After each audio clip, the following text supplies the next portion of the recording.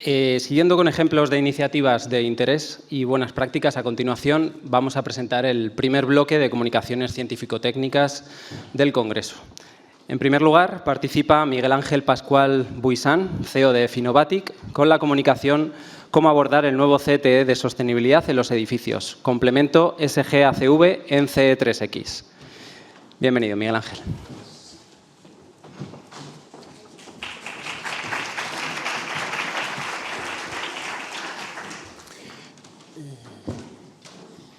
Bueno, pues muchas gracias a todos. Para nosotros hoy es un día muy importante porque he venido a presentar el trabajo que llevamos haciendo con Saint-Gobain desde hace dos años. Hace 2 años empezamos a trabajar en un complemento que permitiese a los usuarios de CEX el poder hacer este nuevo indicador que se ha presentado también esta mañana del potencial de calentamiento global de los edificios. Va a ser algo que va a ser obligatorio pues, dentro de unos años y creemos que su integración en CEX pues, supone una buena oportunidad para facilitar lo que es el trabajo de los técnicos. Bueno, entonces, realmente, pues aunque vengo a presentar el complemento de CEX, me gustaría pues un poco transmitir 2 ideas. Una es por qué es importante que hagamos el análisis de ciclo de vida de los edificios, por qué calculemos ese indicador del potencial de calentamiento global. Y la otra idea, bueno, pues ya que va a ser obligatorio, pues dar una ligera idea de cuál es el esfuerzo que se le va a pedir a la comunidad de arquitectos que tienen que realizar cuando están haciendo el proyecto.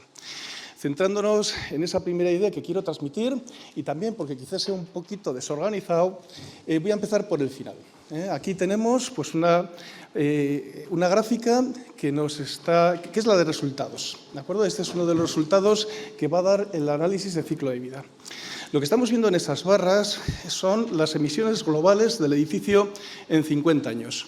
Luego veremos el ejemplo que hemos utilizado para sacar estos resultados, pero básicamente lo que vemos a la derecha, la barra que está a la derecha le hemos titulado EPBD, son los consumos energéticos de ese edificio en los 50 años. Vemos que es una barra que tiene un tamaño que es superior al resto de apartados que tenemos en la construcción. Las barras que tenemos a la izquierda, pues oye, pues eso será, qué sé yo, cimentación, estructura, elementos no estructurales, fachada, etcétera. Si viésemos, esto es un edificio que cumple código técnico del 2019, ¿no? El último código técnico, lo que tenemos ahora.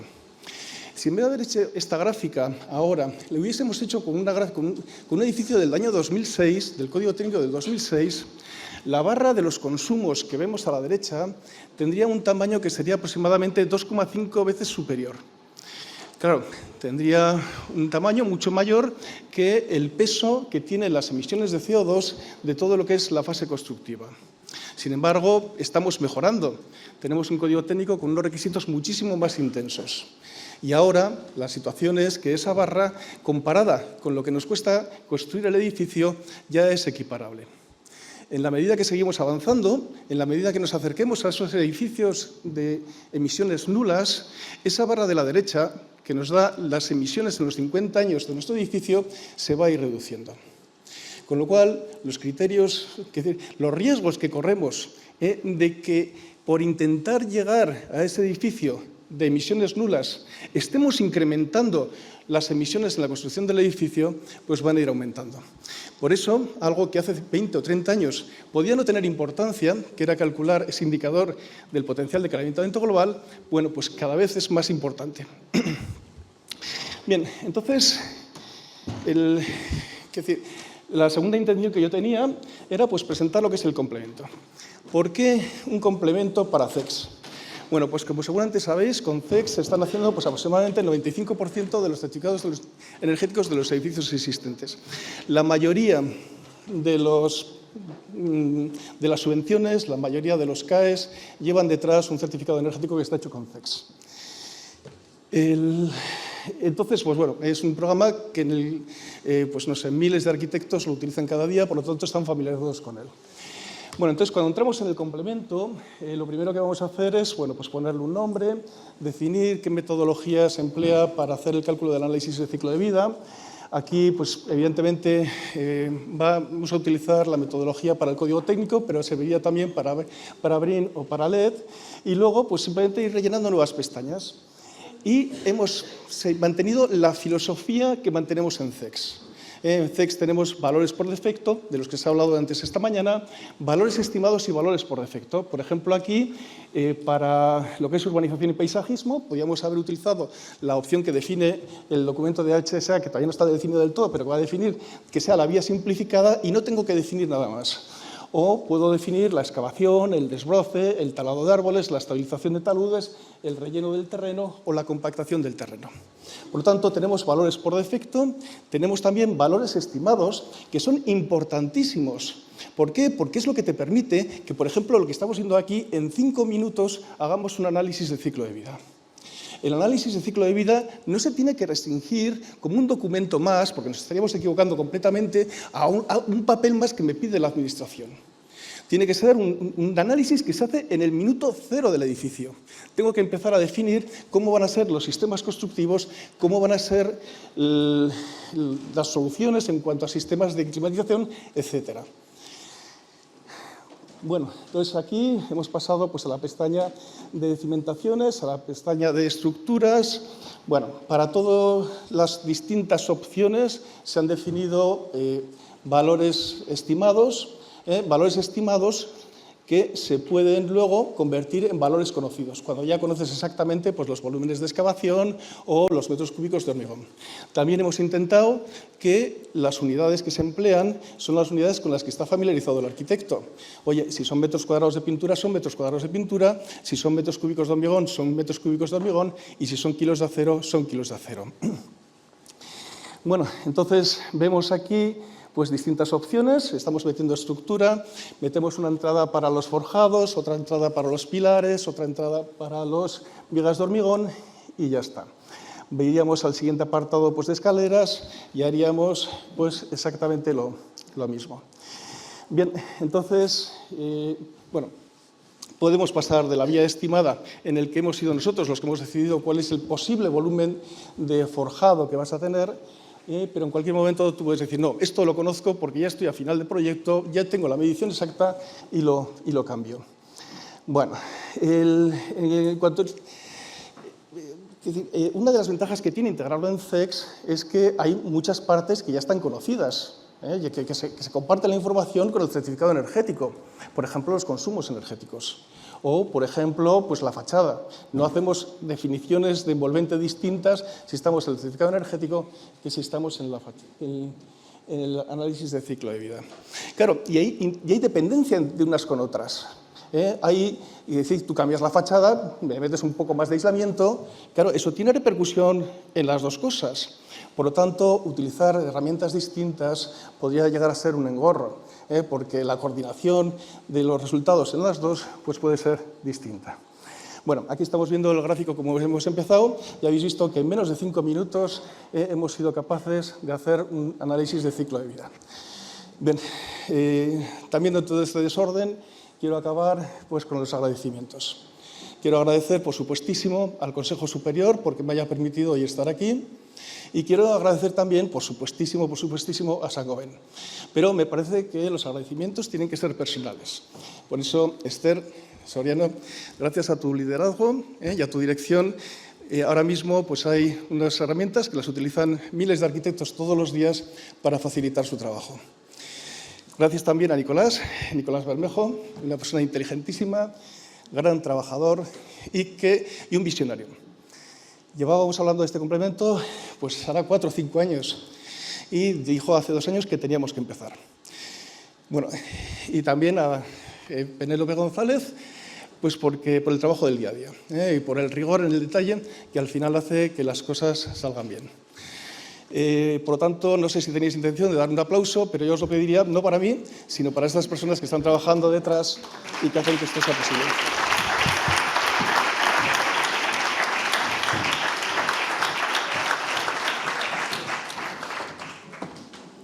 Muchas gracias, Miguel Ángel.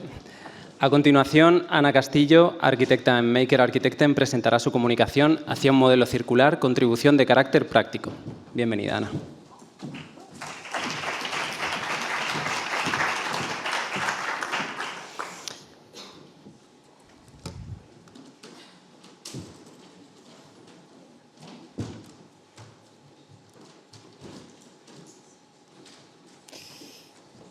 Hola, buenos días.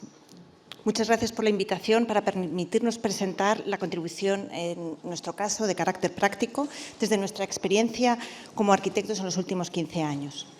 Soy cofundadora con Lieven de Grote de Maker Architecten, un estudio belga-español ubicado en Bélgica.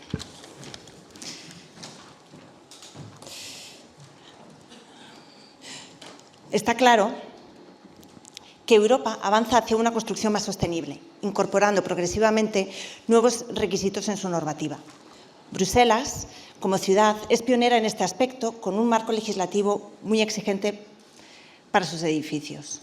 En nuestro estudio vivimos esta evolución de manera consciente y reflexiva, ya que la mayoría de nuestros proyectos son de concurso público.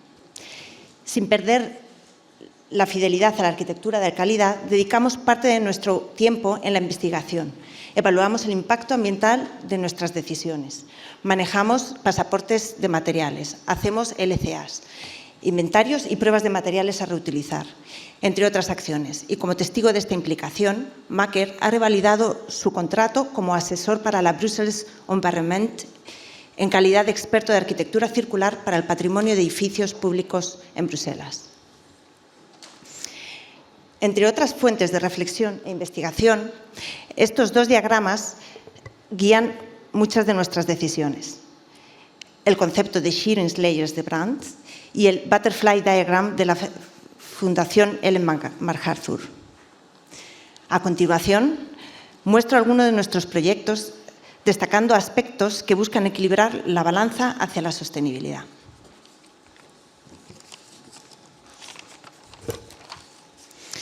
El proyecto de hangares industriales Baumaterial en Dorp está en el puerto de Bruselas, muy céntrico en la ciudad y junto al canal, que es vía de transporte de mercancías. Los hangares albergan almacenes de materiales de construcción para suministro a obras de la ciudad de Bruselas. Este programa y su ubicación estratégica permitió concebirlo como un edificio hub de intercambio tanto de entrada como de materiales nuevos, de salida de los materiales de demolición de las mismas obras de la ciudad. Esto disminuye significativamente el microtransporte rodado y, por lo tanto, el CO2 asociado. También su construcción fue concebida de forma circular y para poder ser transportado en barco. Aquí, una comparativa de los camiones respecto a los barcos que hicieron necesarios para el suministro de la estructura. Los módulos responden a su vez a un sistema de capas que se aplican en función de los requisitos, respondiendo a la reversibilidad espacial del edificio, tanto en el uso actual como en futuros posibles usos alternativos. En nuestra propuesta para el pabellón de la Architekturwoche de Basilea, quiere ser una semilla que estimula la transición hacia la economía circular en un barrio en pleno desarrollo. A la vez, pone el foco en el desafío que es gestionar el flujo de materiales recuperables en un circuito corto, tanto en distancia como en tiempo. El reto paralelo a catalogar y normalizar esos productos a reusar es poner en contacto a la oferta y a la demanda. El objetivo a largo plazo debería ser integrar este eslabón dentro de las propias firmas de producción y suministro de materiales nuevos junto con su certificación correspondiente.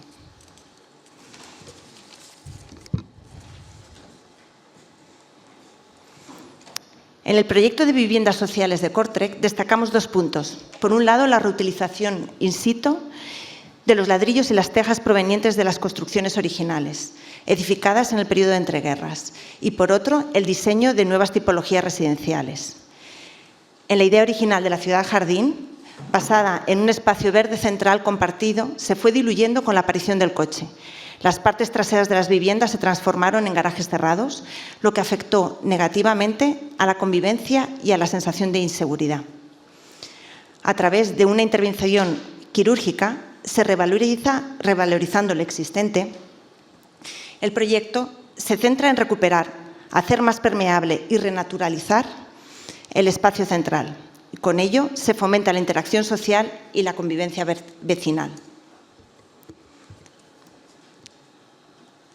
Experimentamos todo el proceso de la recuperación de los ladrillos, desde el desmontaje, el almacenamiento, la limpieza y la selección para su puesta en obra. Pero sobre todo, hicimos un estudio de la composición del mortero original y del nuevo mortero, para así conseguir el máximo porcentaje de recuperación, tanto ahora como en futuros usos del mismo material. En la restitución de las casas originales, diseñamos nuevos tipos de viviendas más eficientes y flexibles, volcadas al nuevo espacio central y que respondan a familias cambiantes, permitiendo que sigan viviendo en el mismo barrio las familias cambiantes, a pesar de la evolución de sus necesidades. Por último, Maker llevó a cabo una investigación bajo la supervisión de investigadores de Patrimonio y Arquitectura Circular de la Universidad Libre de Bruselas, sobre estrategias de renovación circular, que posteriormente se implementaron en un proyecto piloto. Los más de 300 dormitorios modulares de estudiantes en el campus de la universidad, diseñados por el arquitecto modernista Willy van der Meren en 1972, estuvieron en riesgo de demolición, y estos 12 módulos de este proyecto no solo sirven como catalizador para la preservación, sino que también lideran el cambio de transformación de los módulos restantes. Se estudiaron 4 estrategias muy diferentes entre sí. La tienda de campaña, con la mínima intervención, centrada en preservar el patrimonio y reducir al máximo el uso de los recursos, el cocoon o refugio y el layering o superposición de capas, con metodologías similares pero objetivos diferentes, buscando un equilibrio entre los 4 pilares con que los estudiamos, y el DONS o el edredón, que se trata de envolver el edificio orientado a alcanzar el máximo confort y la eficiencia energética. Cada una de estas estrategias fue evaluada desde 4 perspectivas: patrimonio, energía, economía y sostenibilidad, aplicando correspondientes herramientas para analizar cada propuesta y obtener datos objetivos sobre su impacto para así poderlas comparar. En la ejecución de 3 de las 4 estrategias aplicamos rigurosamente los principios de la investigación previa, pero con un enfoque particular en 2 aspectos: en la reversibilidad técnica, para la que desarrollamos un sistema de montaje y desmontaje que permite crear un banco de materiales e intercambiables dentro del propio campus, y la reutilización de los componentes, las luminarias, los muebles de cocina, los sanitorios, la moqueta y algunos de los paneles de acabado tuvieron al menos una vida anterior. Frente a la máxima moderna de Forms Follows Function, la arquitectura circular introduce una nueva lógica. La forma se define por la disponibilidad de los materiales de reuso y el método de ensamblaje.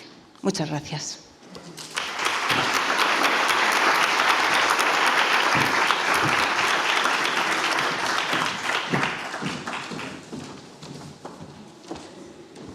Muchas gracias, Ana, por respetar también los tiempos.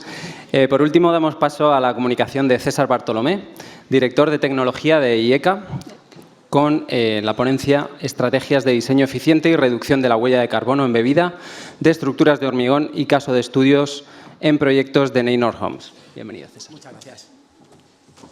¿Qué tal? Buenos días. Voy a intentar me obligan a ser breve, con lo cual tampoco hay mayor problema. Ante todo, agradecer a la organización pues, el que haya admitido la ponencia y que nos permita presentarla.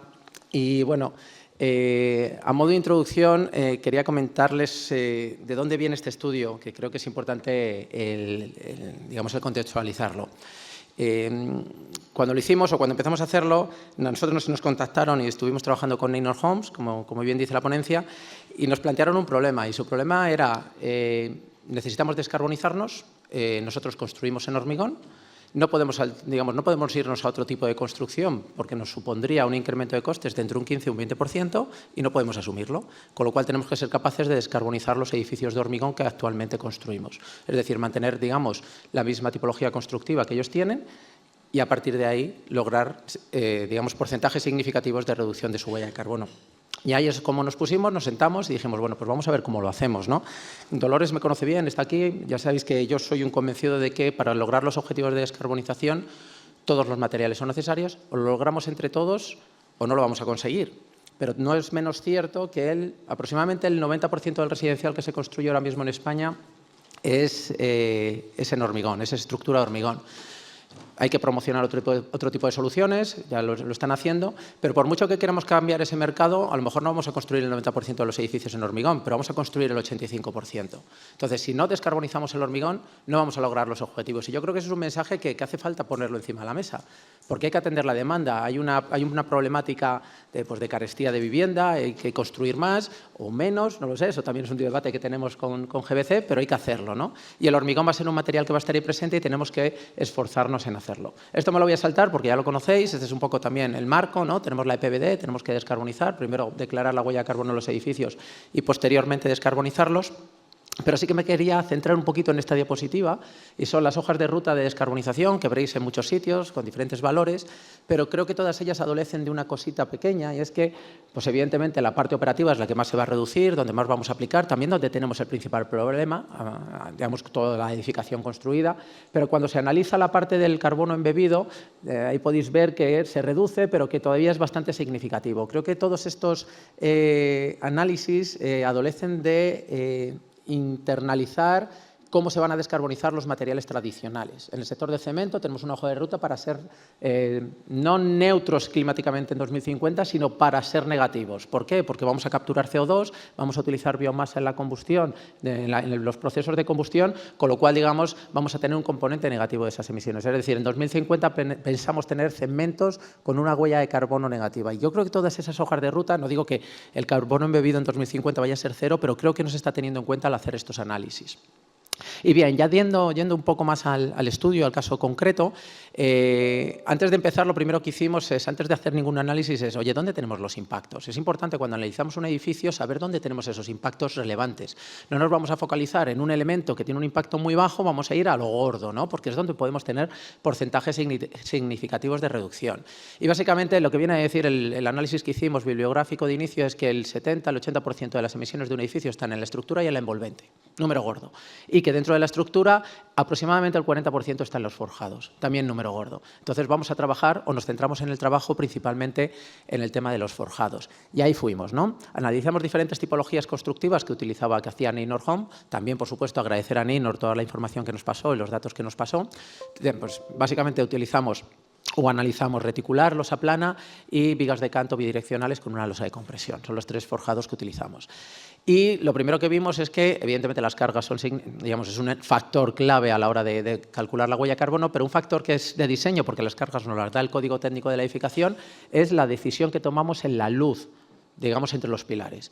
Básicamente aquí tenéis un poco, a menor luz, menor huella de carbono embebida, a mayor luz, mayor huella de carbono embebida. Si bajamos mucho la luz, reducimos la huella de carbono, pero convertimos el edificio en menos flexible. Vamos a tener más problemas de hacer un cambio de uso a lo largo de la vida útil del edificio.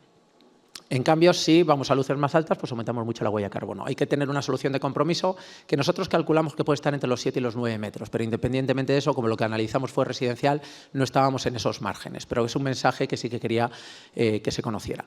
Entonces, nosotros analizamos entre 5 y 7 metros, que eran los residenciales que hacía Neinor, y vemos que para 5 metros, entre el reticular, el bidireccional y vamos, las vigas bidireccionales y la losa armada no había mucha diferencia, pero si nos íbamos más a la parte de 7 metros, la losa armada empezaba a tener una huella significativa mayor, ¿de acuerdo? Entonces son cosas que tenemos que empezar a analizar y ver dónde podemos reducir.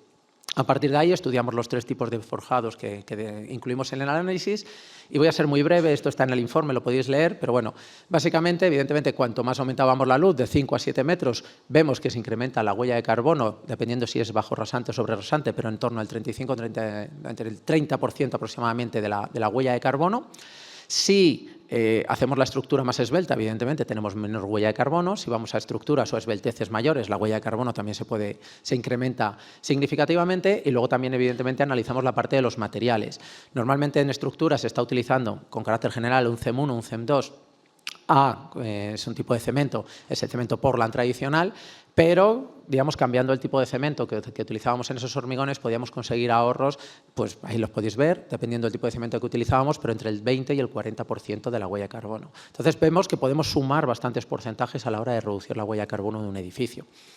Con el forjado reticular ocurría algo pues parecido, cuando aumentábamos, en general parecido. Sí que es cierto que la curva del forjado reticular es en forma de parábola, porque si reducimos mucho la esbeltez, también penalizábamos mucho las cuantías, y también hay que tener en cuenta que el punzonamiento también nos causaba un problema. Teníamos un límite que no podíamos reducir, es tema de estructuras. Entonces, vemos que aquí, digamos, las curvas no son, digamos, proporcionales, como podía ser en el caso de la losa plana, y aquí sí que tenemos, digamos, esa curva en parábola, donde la esbeltez óptima está en torno a la luz partido por 20. Si nos vamos a menos o a más, volvíamos a incrementar la huella de carbono. Y con respecto a los materiales, pues algo parecido a lo que he comentado. Podemos conseguir reducciones cambiando simplemente el tipo de cemento y decir que son cementos que son comerciales, que llevan en el mercado 20 años, que se pueden utilizar. Lo que pasa es que tradicionalmente no los hemos utilizado nunca. Punto. O sea, no es más que nada es un cambio de mentalidad, no tiene más. Y conseguíamos ahorros también entre el 20 y el 40%. Y en el caso del forjado direccional con vigas de canto, pues algo parecido cuando aumentábamos las luces. En cambio, cuando hablamos de canto, aquí en este caso sí que cuanto más canto teníamos en las vigas, menos huella de carbono teníamos, porque éramos capaces de optimizar más la losa de compresión, de reducir las cuantías mínimas de acero que necesitaban esas losas de compresión, y conseguíamos bajar la huella de carbono. En el tema de los materiales, más o menos lo mismo. Y ya por ir terminando, que se me acaba el tiempo, esto es un tema de los pilares. También analizamos los pilares, no significan gran parte de la huella de carbono en un edificio, pero también hicimos el análisis, y lo que vimos básicamente es que no necesariamente utilizar materiales, digamos, de menores prestaciones, de menor resistencia en los pilares, me reducían la huella de carbono. Aumentando la resistencia del hormigón que utilizábamos, éramos capaces de reducir en general la escuadría del pilar, con lo cual utilizábamos menos hormigón, y también éramos capaces de reducir las cuantías, con lo cual también reducíamos la huella de carbono por parte del acero. Y con eso reducíamos huellas de carbono. Lo digo porque no siempre es utilizar materiales bajos en carbono o tal, hay otras estrategias. Esto es un resumen de todo lo que os he contado, ya se me acabó el tiempo, con lo cual no me quiero alargar mucho, pero vamos, los materiales en torno al 20-40%, aumentar la luz aumentaba en torno a hasta un 30-40% la huella de carbono, y dependiendo de la tipología constructiva las curvas cambiaban. Y nada más, esto lo tenemos plasmado en una guía, tenemos más, digamos, una documentación bastante más extensa. Si la queréis, por favor, contactarme y yo os la envío, ¿vale? Porque el resultado no solo ha quedado en el artículo del Congreso, sino que también hemos publicado una guía que está a vuestra disposición. Cualquier necesidad que tengáis en materia de cemento y hormigón, por favor, contactarme y estamos a vuestra disposición. Muchas gracias. Muchísimas gracias. Muy buenas tardes a todos. A modo de cierre del bloque de industrialización, a continuación presentarán las comunicaciones correspondientes Pablo Saiz Sánchez, director de arquitectura y co-founder de Budea, con el trabajo Budi 1, diseño para la fabricación, el montaje y el desmontaje, el edificio como mina de materiales y reservorio de carbono. Y a continuación, Diego Rodríguez de Ita, arquitecto e investigador en morfología evolutiva, simulación ambiental y diseño bioarquitectónico, con la investigación Análisis de morfologías evolutivas con CFD, mejorar la ventilación natural en viviendas de patio central.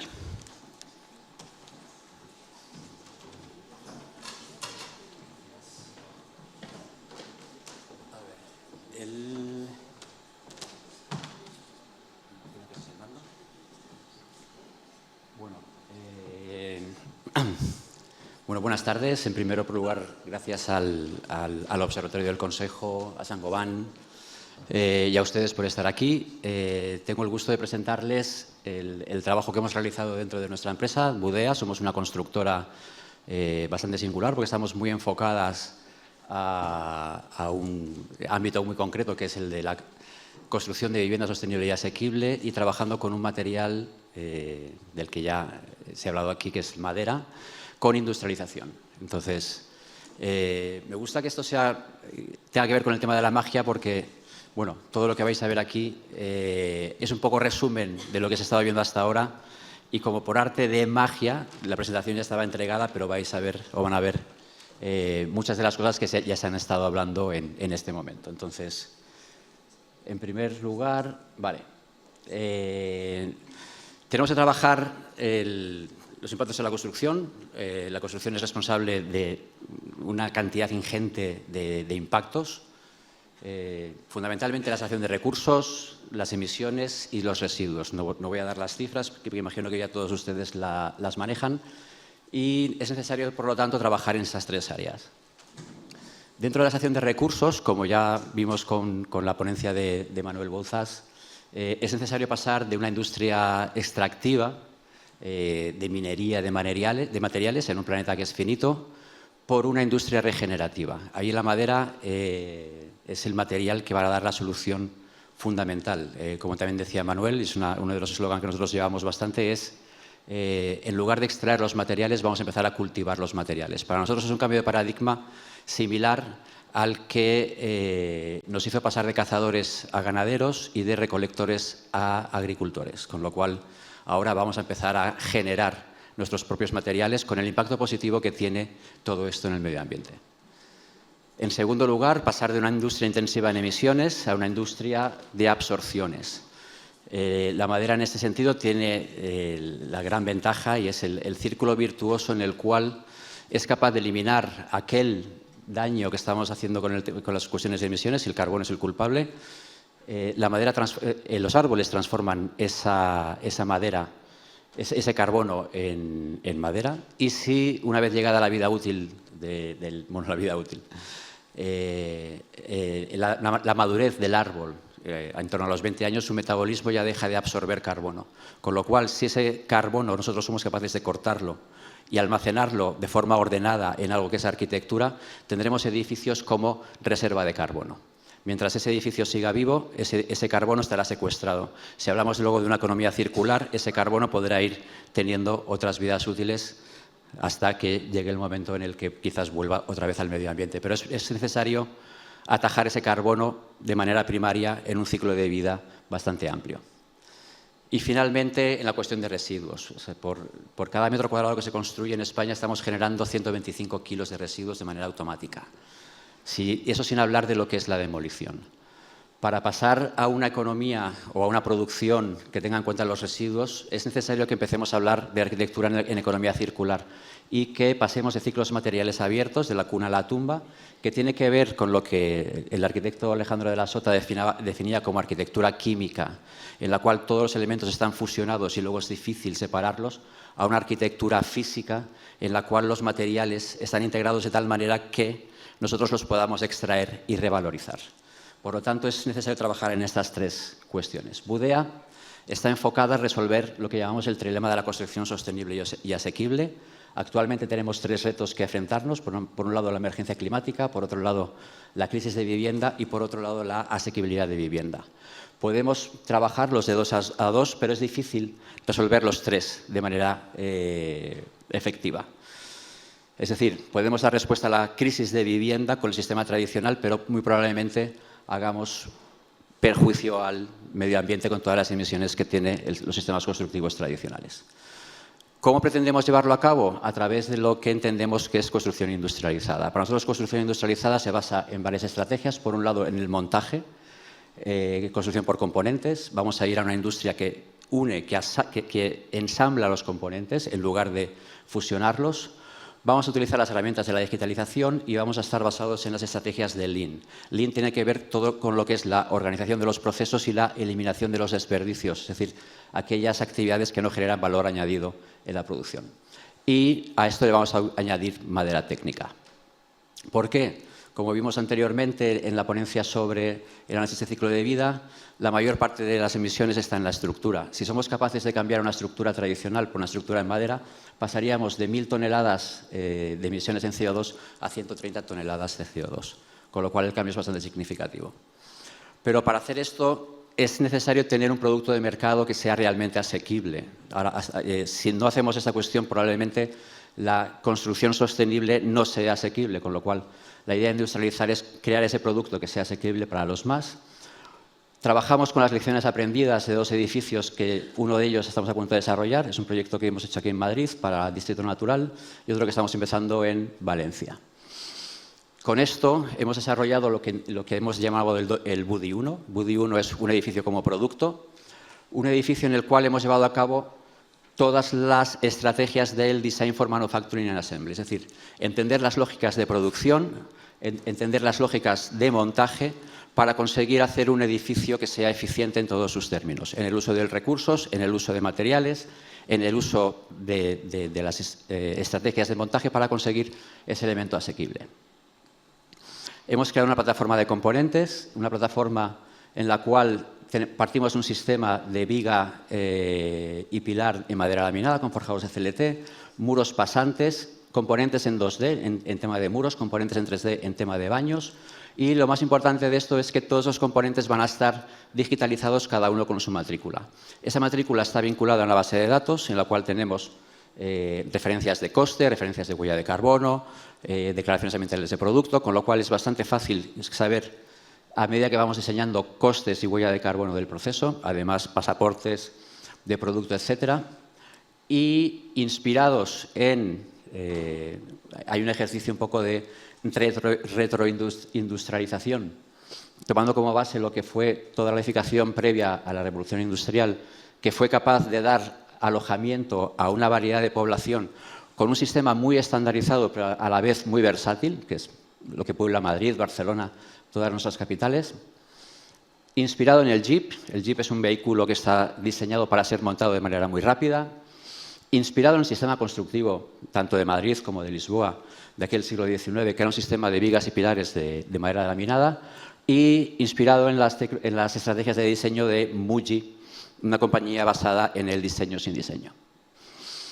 Por otro lado, pasar de trabajar, esta es la experiencia nuestra previa en Thomas Bretón, de unas estructuras de CLT hechas a medida, frente a trabajar con un elemento estandarizado, que son los proveedores de CLT que tienen ese producto más estándar. El de la izquierda es un producto realmente hecho a medida en la composición de sus capas y ese es un elemento estandarizado, junto con una modulación que tiene en cuenta la modulación industrial del 1.20, en esa época cuando hablaba Fermín de cuando había ya una cierta estandarización basada en esa modulación de 1.20. Junto con esto, y casi como por arte de magia, tenemos ya nuestro edificio como producto.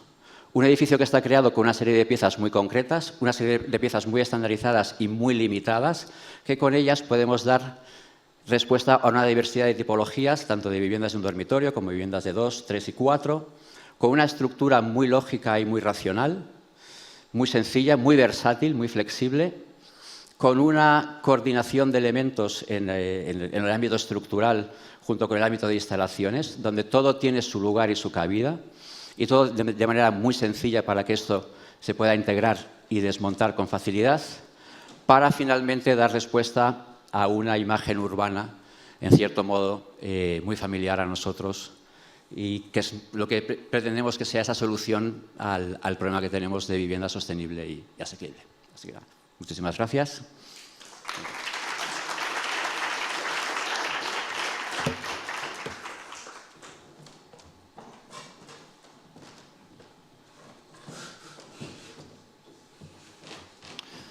Hola, buenas tardes. Es un gusto estar aquí, es un placer. Muchas gracias por su invitación, muchas gracias por estar aquí.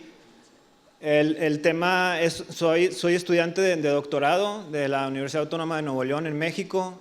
Estoy presentando este título de Análisis de Morfologías Evolutivas con CFD para mejorar la ventilación natural en las viviendas de patio central. Esta es una metodología que la publicamos recientemente en la Universidad del Biobío, en la revista Hábitat Sustentable en Chile, hace un par de meses.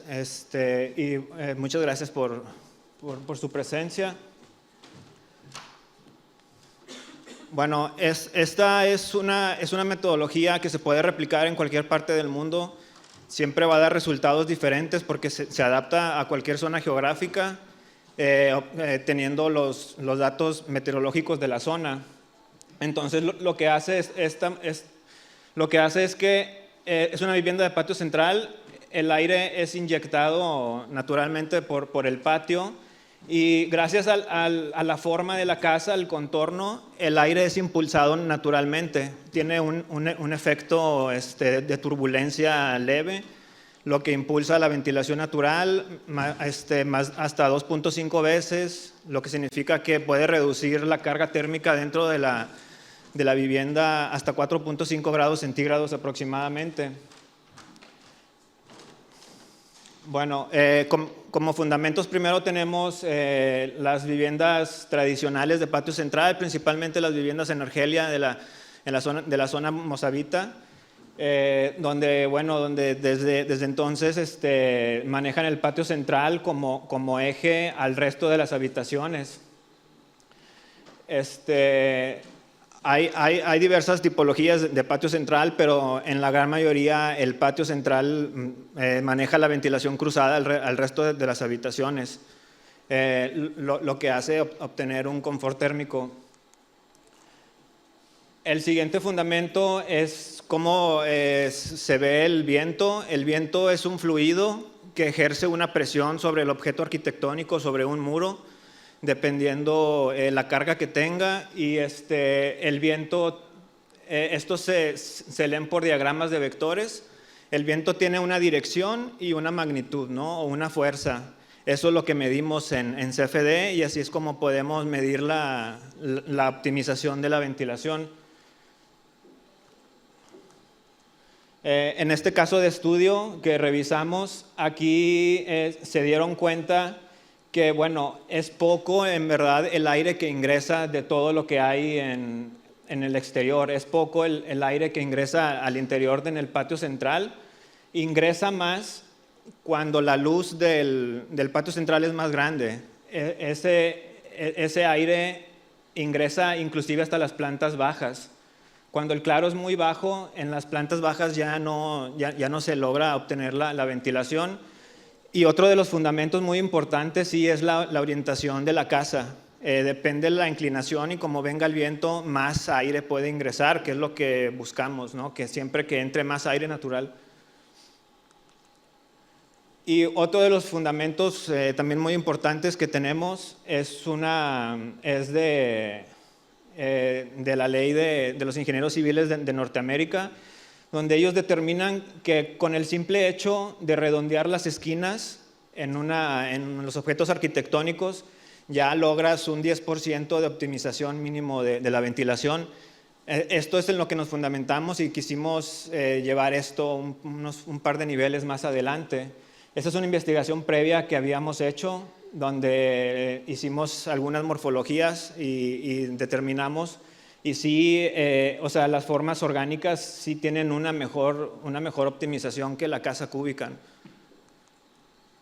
Bueno, la metodología, esta es una metodología, entonces el primer paso de la metodología es crear un ancestro común, que esa es la base del diseño evolutivo, la cual está basada en la teoría de la selección natural.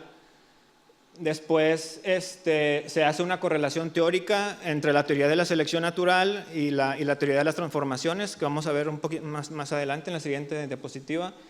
Y se hace la evaluación de la ventilación natural con CFD.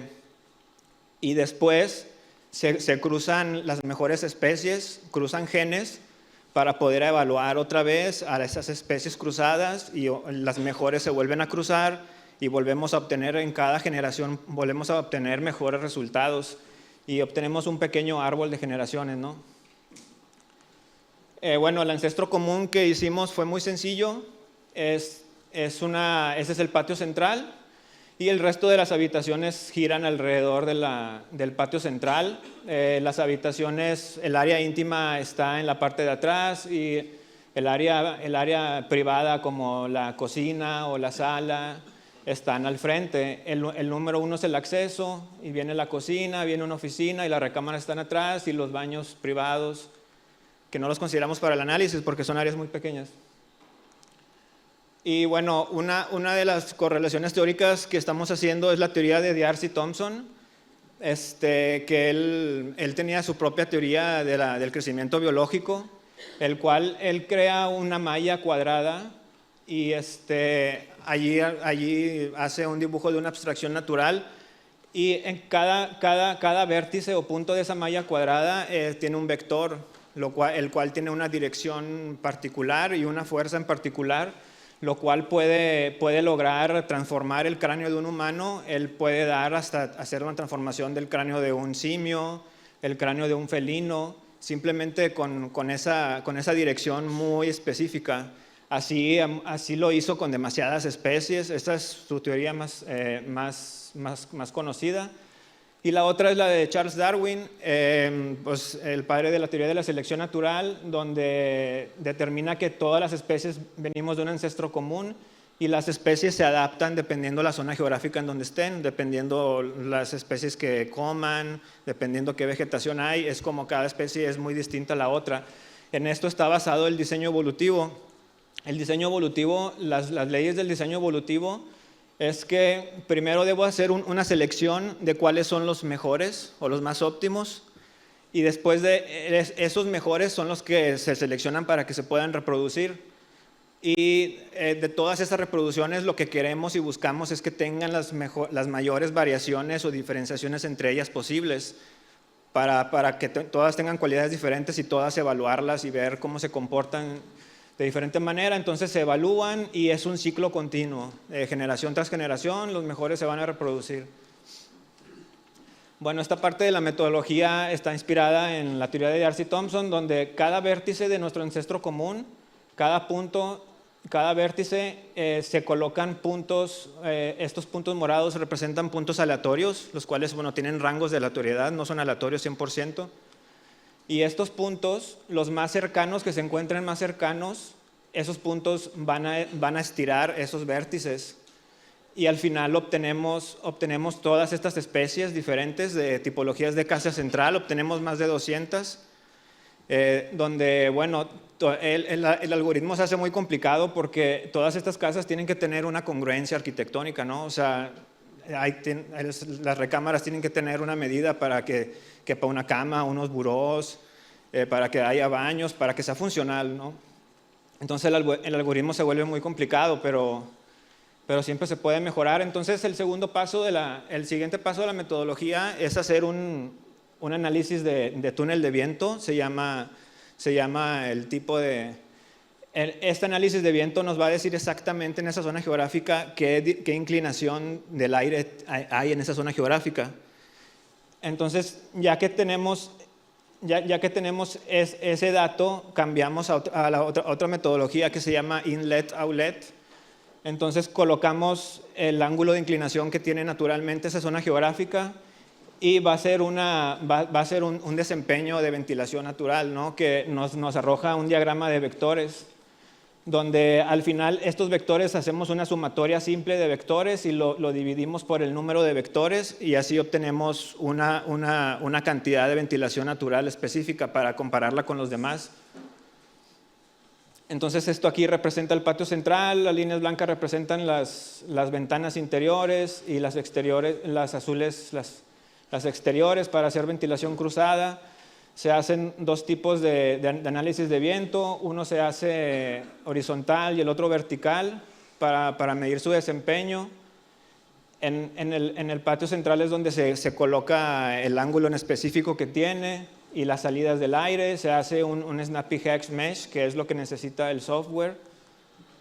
Y de este modo, el algoritmo lo que hicimos es que discretice cuáles son los genes que hacen que esa casa tenga más optimización. Por ejemplo, en este caso, el algoritmo detecta que estos vectores son los más fuertes en esta casa en particular, entonces estos genes son los que conserva y son los que cruza con otra especie ganadora. Y bueno, aquí vemos cómo se van cruzando. Estos colores representan otras especies. Este es un árbol genealógico rápido del más óptimo. Al final hacemos también un análisis de altura de ventanas y bueno, al final ya tenemos esta casa que es un tanto funcional y algunas hasta optimizan la ventilación natural hasta 3 veces. O sea, si el viento afuera está corriendo a 2 metros sobre segundo, adentro de la casa ya va a correr a 6, lo que significa que está reduciendo la carga térmica hasta 5 grados. Y bueno, esto se puede aplicar a una escala urbana, se puede aplicar en un bloque de vivienda mucho más grande y apenas está en una etapa muy temprana. Esto todavía tiene mucho más desempeño, se puede cruzar con otras técnicas ya sustentables como la losa jardín, como las torres de viento, como el atrio, y así lograríamos bajar la incidencia térmica a más de 15 grados fácil. Bueno, les agradezco mucho.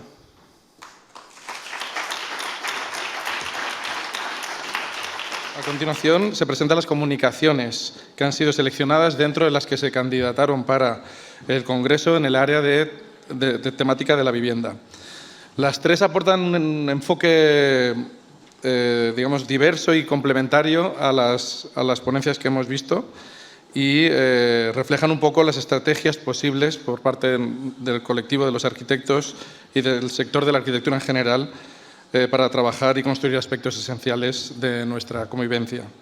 Proyectos enfocados al alquiler, a la rehabilitación, a la inclusión social y a la regeneración de comunidades vecinales. En primer lugar, tendremos el placer de escuchar el proyecto UNITE, Comunidad de 58 viviendas de protección oficial pasivas para alquiler intergeneracional, por Daniel Galar Irurre, arquitecto y urbanista de GVG Estudio. A continuación, tendremos la ponencia o la comunicación Construir vivienda social en clave sostenible, los casos del Gimnàs Social Sant Pau e Illa Siberia, por Ramón Bosch Pagés y socio fundador de Bosch Capdeferro Arquitectura. Y por último, Tomás Humada Buitrón, arquitecto en el Departamento de Eficiencia Energética y Edificación de Iberdrola, nos presentará el proyecto Rehabilitación Energética Integral, Comunidad de Propietarios Torre Fisa, en La Coruña. Adelante y muchas gracias por vuestras contribuciones.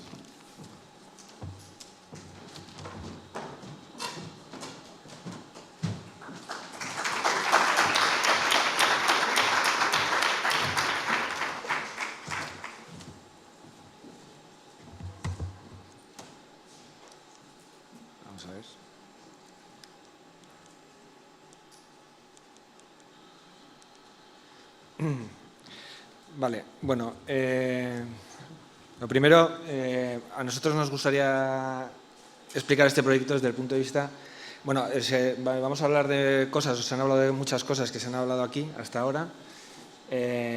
Nosotros hemos entendido siempre este proyecto desde un punto de vista muy amplio de la sostenibilidad, no solamente la sostenibilidad desde el punto de vista medioambiental o energético. También hemos entendido el proyecto desde un punto de vista de la colaboración muy amplio, pero lo que sí que nos gustaría recalcar y como solución a estos problemas, no tanto plantear los problemas, sino por dónde tenemos que ir solucionándolos, es la herramienta de la arquitectura como solucionadora de los problemas. Entonces, nosotros, este proyecto, que es un proyecto en colaboración con... Yo soy un representante de GVG Estudio, pero lo hacemos con otro estudio de arquitectura de Pamplona, que es MOEST. Y bueno, esto fue un concurso que licitó Nasovinsa, que es la empresa de suelo y vivienda de Navarra, que ya ha salido en este foro, que en el mismo programa de las viviendas de Garralda. Y entonces hubo un momento en los concursos de Nasovinsa que pasaron a ser buenos concursos de arquitectura.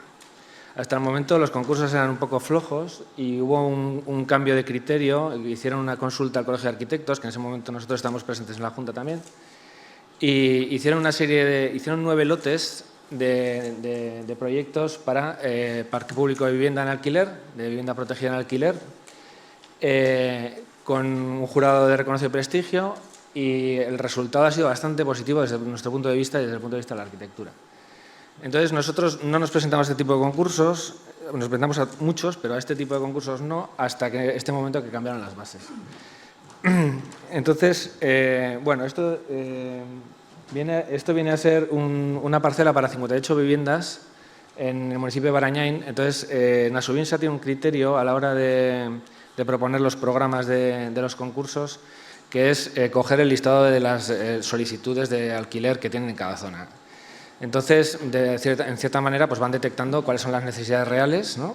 Y en este caso pasó una cosa un poco curiosa, que había mucha demanda de vivienda para mayores de 60 años y para menores de 35. Entonces, Nasovinsa decide la parcela es una parcela que viene cedida por el Ayuntamiento de Barañáin para 75 años, porque no tiene capacidad de gestión y Nasovinsa sí.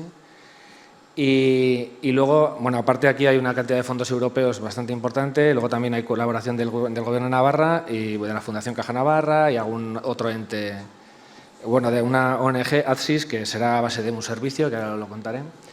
Y bueno, entonces esto viene a ser una parcela residual detrás de un colegio que no se terminó de construir en total.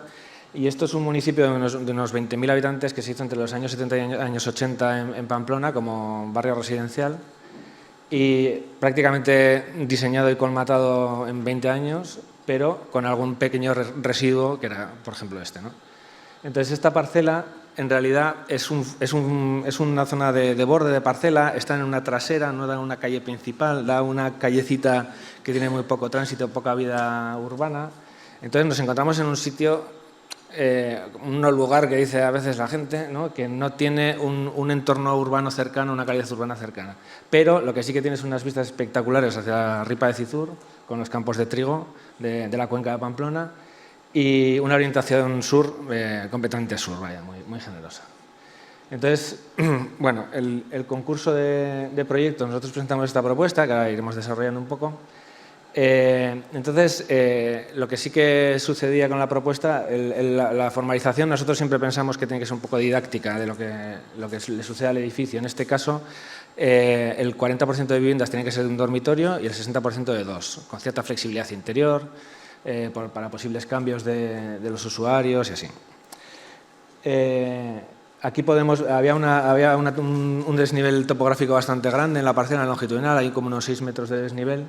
Entonces, bueno, el edificio se fue diseñando a base de ir sumándole inputs a la ecuación, ¿no?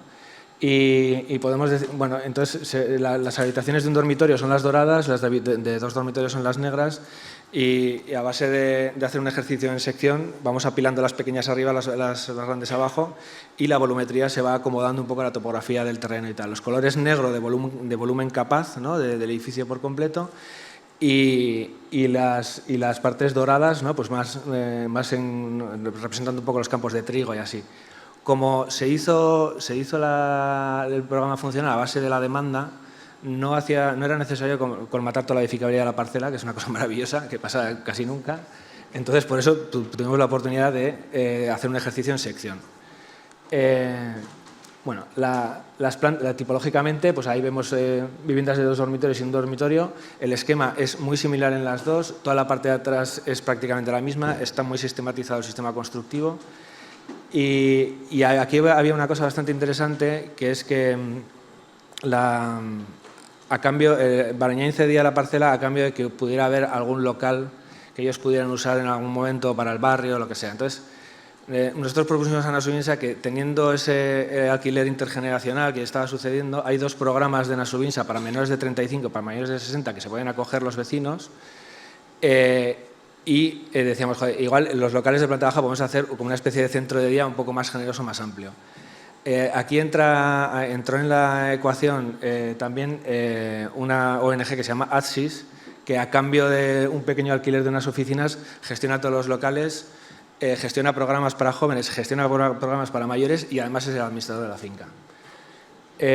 Hay un aspecto, bueno, esto es un poco el ejercicio de sección, ¿no?, con la planta de abajo de locales comunes, y luego 2 dormitorios, un dormitorio y ático de un dormitorio. Estos son los esquemas de tipología, siempre con una ventilación cruzada, con un esquema muy repetitivo, el esquema de apilación, el esquema de usos comunes, de fases y... Bueno, entonces aquí... Bueno, hay 2 cosas, 2 aspectos interesantes de estos proyectos de Nasubinsa, que hay aquí muchos fondos europeos para hacer vivienda de consumo casi nulo. Entonces, Nasubinsa, en vez de quedarse en eso, lo que hace con esos fondos es mejorar el producto que ya tenía para conseguir una lucha de pobreza energética, por un lado, porque garantiza a todos los vecinos una temperatura entre 18 y 27 grados todo el año. El extra lo pagan los vecinos, pero si alguien está en una situación de pobreza energética la puede subsanar. Y luego tiene un programa relacionado con proyectos de bosque navarro. Entonces hay un programa de biomasa de astillas en todos estos proyectos que sirven para hacer también una limpieza de los bosques de Navarra. Y esto ya son, bueno, una serie de imágenes del proyecto. Esta es toda la zona común de abajo, son una serie de locales que van escalonándose en la parcela, con una galería de comunicación entre todos los locales para fomentar un poco esa relación entre los vecinos de diferentes generaciones, para fomentar un poco la relación entre las viviendas y el entorno urbano, que es inexistente. Y luego también en esa fachada sur de terrazas tan profundas que teníamos, pues una relación entre la vivienda y el entorno, ¿no?, de una manera más poética, ¿no? Este es Borja, de Moest, paseando por la galería, y estos son los locales resultantes de planta baja. Los locales que son una pequeña oficina, una pequeña cantina, una lavandería con billares, una zona como de centro de día de salón, otra de actividades, y encima de la rampa de garaje, como nos sobraba mucha altura, le hicimos también un pequeño auditorio para películas por las tardes. Y luego en los portales hay un pequeño guiño de color para que las personas mayores se orienten correctamente. De este tipo de aspectos hay muchas cosas, muchas cositas que sería para una conferencia mucho más larga. Y muchas gracias.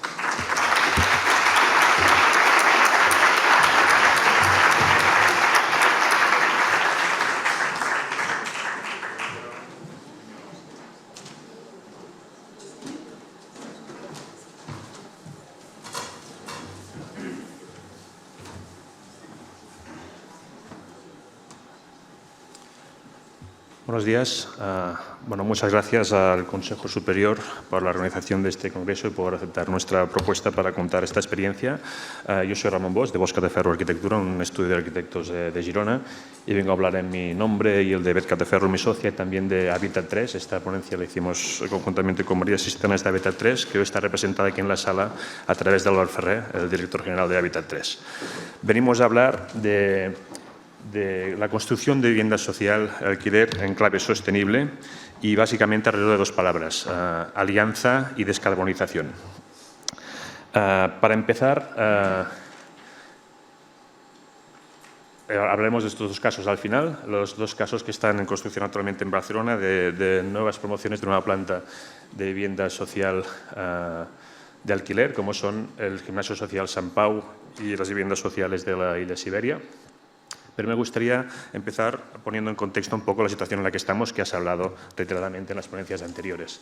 ¿Cuál es nuestra situación actual? Como sabemos, hay un déficit del parque de vivienda social de alquiler en el país. Se estima que es entre un 3 y un 3,5% del parque total, mientras que en Europa estamos hablando de una cifra del 15%. Y en nuestra geografía, la catalana en este caso, estamos hablando de unas 60.000 viviendas de alquiler social en el parque actual, cuando, para ponernos a nivel de estándares europeos, haría falta construir 230.000 viviendas más. Esto nos lleva a la primera palabra de presentación, que es alianzas. Esto requiere no solamente de sostenibilidad en la descarbonización, es decir, en la construcción de los proyectos como arquitectos, sino también en la sostenibilidad de los proyectos. ¿Cómo gestamos y cómo hacemos posible que estos proyectos tengan lugar, ¿no? En ese sentido, presentamos una experiencia de colaboración público-privada, pionera en la ciudad de Barcelona, a través del Ayuntamiento, de la Fundación Habitat 3, como he dicho, y de Coyoacán. Este tipo de alianza se basa básicamente en la unión del sector público, en este caso el Ayuntamiento de Barcelona, que pone a disposición suelo de titularidad pública, municipal; el sector privado, Coyoacán Invest, que es una sociedad que se dedica a hacer inversiones con impacto social; y el sector social representado por la Fundación Habitat 3, que gestionará los alquileres y las comunidades de estos edificios. Y quisiera detenerme un momento aquí para hablar de Habitat 3. Habitat 3, para los que no lo conozcáis, es una entidad de referencia en Cataluña, una entidad del tercer sector que se dedica a promover el acceso a los sectores más vulnerables de la sociedad a una vivienda digna. No solamente a través de la gestión de los alquileres y las comunidades, sino también de la reinserción y el apoyo, la gestión social de esta gente, entendiendo que es fundamental salir cada mañana o volver cada noche a una vivienda digna y segura que no tienen en esos momentos. Estas son las cifras más o menos a finales del año pasado: más de 1.300 viviendas disponibles que acogen a más de 1.200 familias y más de 3.500 personas. Los dos proyectos que queremos presentar hoy, el primero de ellos es el Gimnasio Social Sant Pau. Está situado justo, no sé si esto tiene puntero, no se ve en la pantalla, sí se ve. Esta es la localización del Gimnasio Social Sant Pau, justo en el límite entre la ciudad antigua, la ciudad bella de Barcelona, y el ensanche de Cerdà, por lo tanto, sobre la traza de la antigua muralla de la ciudad, con el mercado de Sant Antoni como principal agente público del barrio. Es un solar que antiguamente, en los años 20-30 del siglo pasado, acogió los primeros baños populares de la ciudad. Unos baños que promovían el uso del agua corriente por motivos higiénicos y de salud, cuando todavía no era corriente, el agua corriente, valga la redundancia, en las viviendas. y que últimamente había acogido una cooperativa social que daba ayuda y asistencia a los sectores más vulnerables del barrio de Ciutat Vella de Barcelona. Una promoción privada de vivienda libre, tenía licencia de construcción, estaba a punto para ser construida y gracias a esta alianza entre el Ayuntamiento, la sociedad privada y Habitat 3 fue posible adquirir el solar y establecer un derecho de superficie con el cual se promovía unas viviendas en altura sobre suelo municipal, recuperando el antiguo gimnasio y piscinas sociales y encima un edificio industrializado de madera ligero con 36 viviendas de alquiler social, que son estas que veis aquí.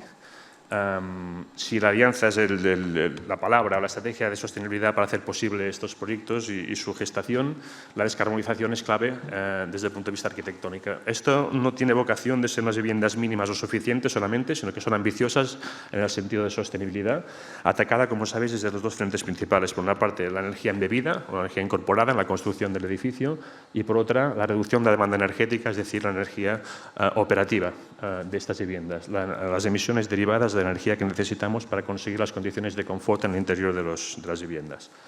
Esto básicamente significa que se realiza un esfuerzo muy importante para reducir la energía incorporada a través de la construcción con sistemas industrializados y de madera laminada del edificio de viviendas, que contiene tres grupos de 2 viviendas, siempre con ventilación cruzada y a través de espacios bioclimatizados, tanto en el patio interior como en la fachada de la ronda Sant Pau.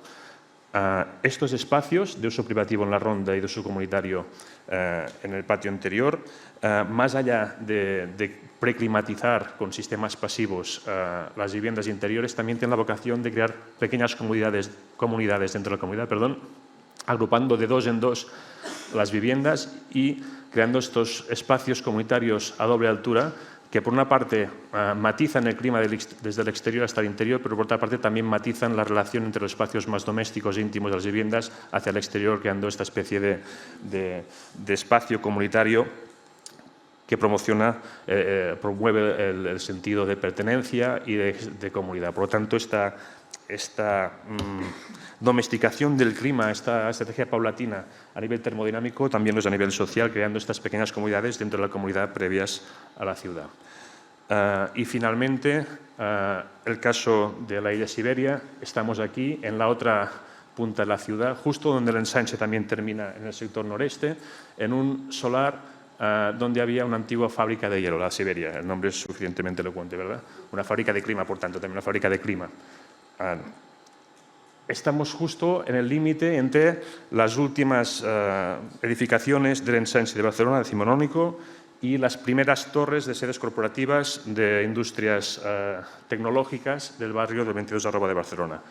Nuevamente, el proyecto intenta optimizar el programa acogiendo mayor número posible de viviendas y, en este caso, en planta baja, promoviendo la existencia de estos pasajes que, por una parte, generan los espacios comunitarios de la comunidad de vecinos de las viviendas entre espacios de locales e instalaciones y, por otra parte, genera una cierta porosidad entre el patio interior de manzana y las calles del ensanche.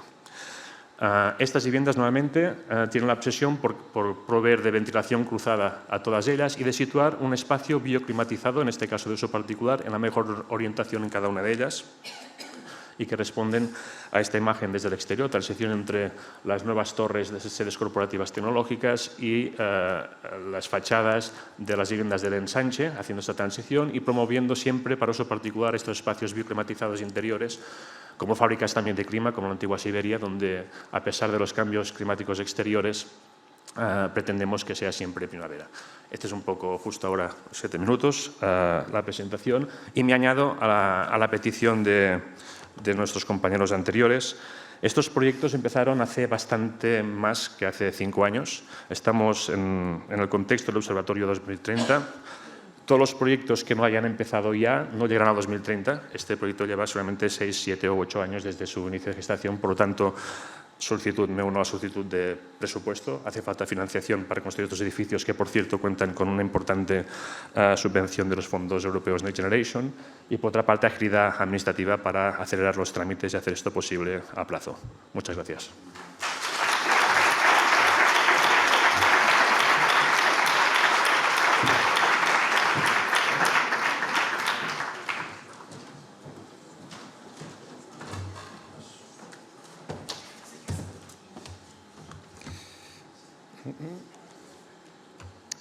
buenos días. Muchas gracias al CESCAE por invitarnos, por elegir esta ponencia y por permitirnos presentarla en un foro de estas características, ¿no? En este caso vamos a hablar de un caso de éxito de rehabilitación energética integral en un congreso de construcción sostenible. Construcción sostenible hoy en día yo creo que tenemos que asumir que es muy viable, estamos todos alineados y es el futuro. O sea, realmente hoy en día llevar a cabo, como arquitecto entiendo que llevar a cabo un edificio de obra nueva que no sea sostenible o que no sea realmente que contamine poco, hay que ser un auténtico criminal para no hacerlo, porque la normativa nos obliga a ello, ¿no?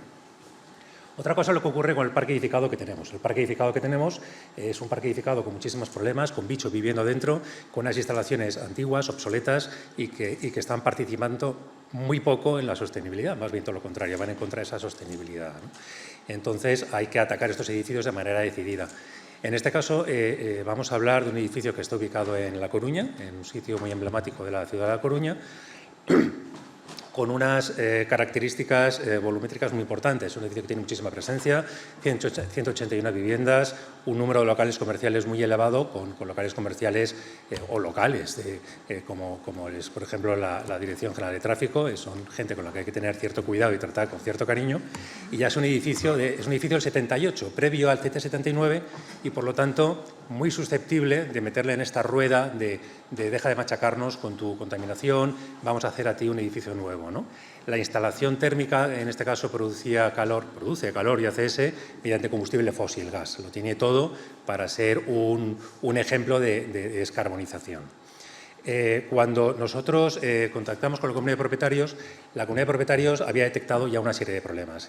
Los habían ubicado en instalaciones y arquitectura. En instalaciones, bueno, pues la caldera centralizada que tienen estaba antigua, les daba problemas constantemente, tenía fugas, incluso tenía problemas de legalización, a los cuales añadía, como no puede ser de otra manera, en un edificio de esta antigüedad, pues que toda la instalación hidráulica les venía dando algo más que problemas. Ya se estaban planteando cómo sustituirla o cómo dejar de sufrir esta instalación hidráulica, ¿no? Y, por supuesto, toda la instalación eléctrica que da servicio a esta instalación desde el 78, pues le venía bien un lavado de cara, por decirlo de alguna manera. Y en la arquitectura tenían una serie de problemas de accesibilidad que cuando se hizo el edificio, pues obviamente no refleja el concepto de accesibilidad que tenemos hoy en día, y una envolvente que por su propia antigüedad y ubicación cerca del mar, pues ya presentaba cierta necesidad de ser renovada.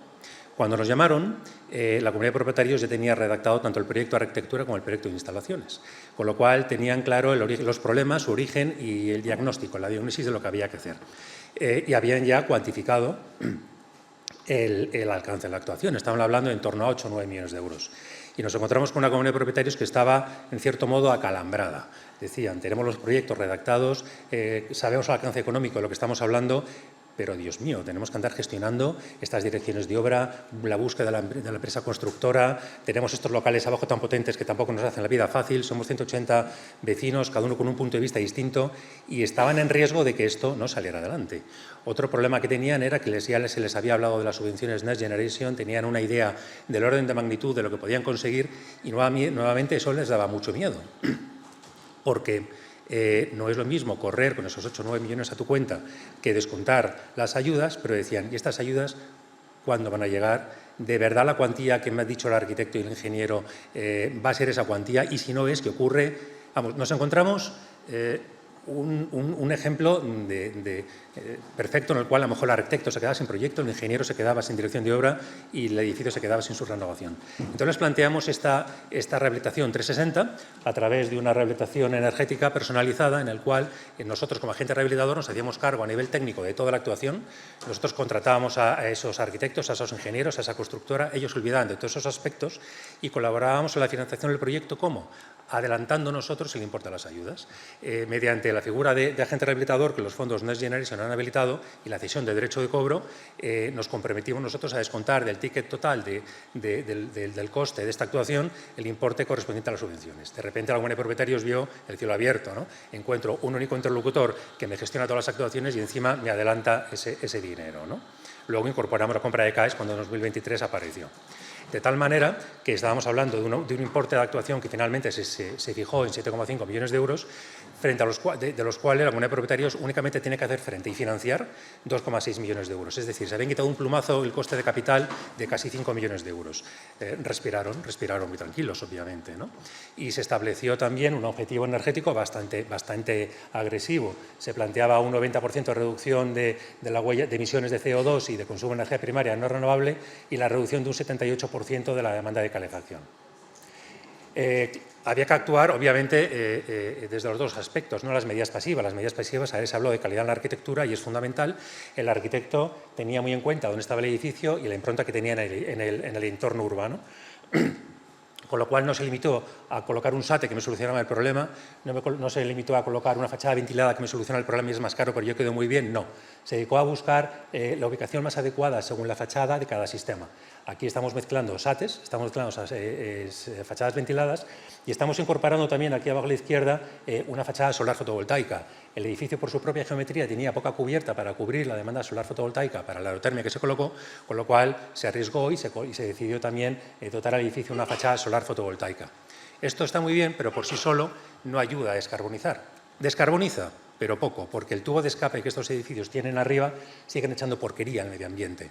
Hay que ir más allá. Esto disminuye la descarbonización, ayuda a la descarbonización, pero no es... se queda en poco, se queda cojo si no entramos en las instalaciones térmicas de los edificios. Ellos tenían una necesidad, con lo cual aquí fue muy fácil esta actuación. La caldera de gas se quitó.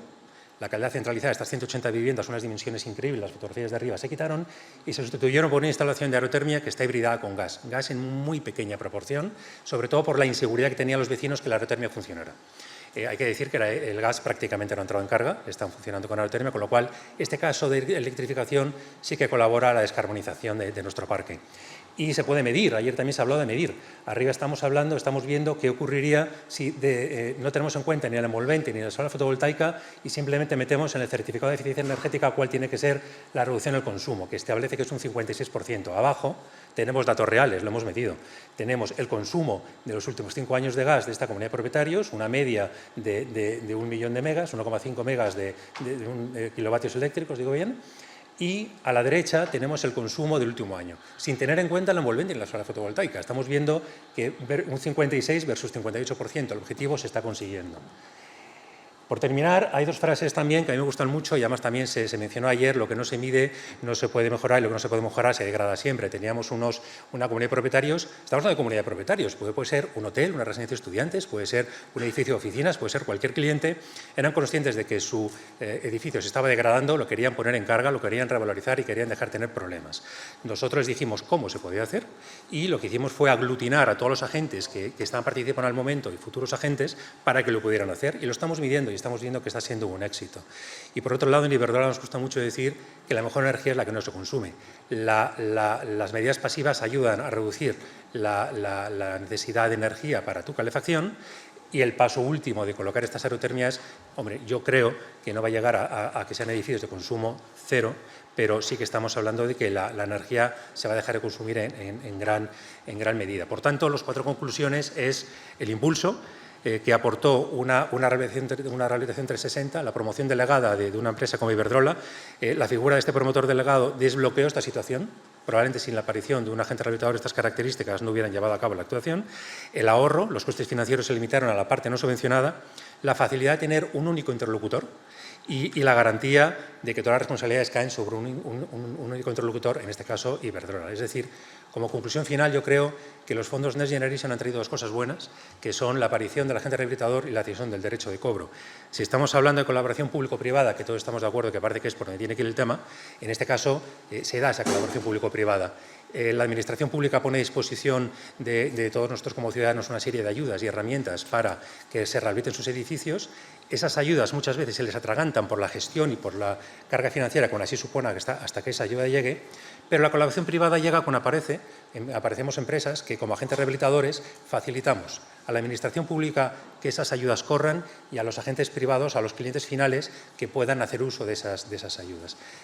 Creemos que tiene que ser una figura que se tiene que profesionalizar, se tiene que quedar y se tiene que arreglar de ahora en adelante en todo tipo de ayudas que salgan, reglamentos, futuras leyes, etcétera, etcétera. Ahora viene el café, termino. Y...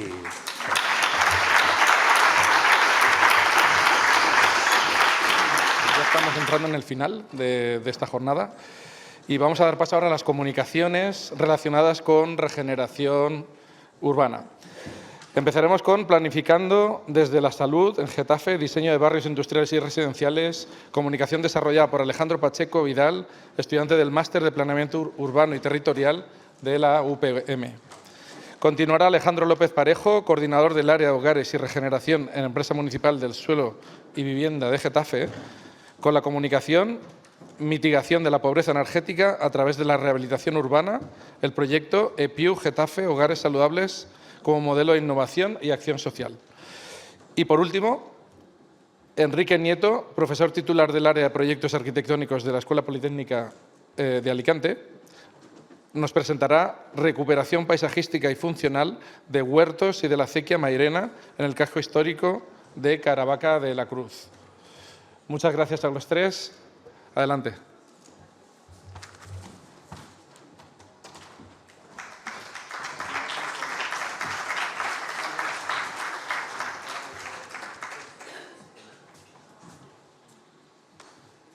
Hola, buenas tardes. Primero aclarar que, ahí aparece Alexandra Paulino también dentro de esta presentación. Lamentablemente no pudo venir y vengo a nombre de todo el curso del máster de la asignatura de Planificación Ambiental y Salud. Ahí sí. Como decía el título, agradecer a todos quienes trabajaron en los distintos barrios de Getafe, ¿no es cierto?, guiados por la profesora Esther Higueras, en el marco del Máster Universitario de Planeamiento Urbano y Territorial de la Universidad Politécnica de Madrid.